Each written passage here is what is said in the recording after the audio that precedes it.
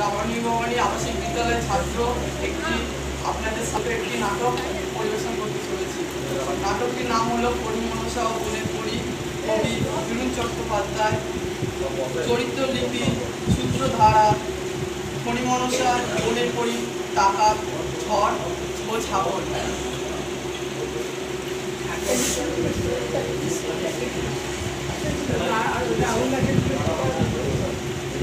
সূত্রধার বলে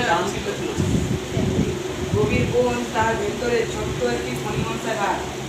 গাছটির মনে কিন্তু এক ফোঁটাও শান্তি নেই। আশেপাশে গাছেদের সুন্দর সুন্দর পাতা জটলিছে দেখে রাগে দুঃখে মন তার রিড়ি পড়ে ওঠে। কি বিচ্ছিরি আর ছুঁচলো পাতা গাছ। ভাবে সে সবসময় কেঁদে কেঁদে আফসোস করে। কাঁদতে কাঁদতে পরিমনসা বলে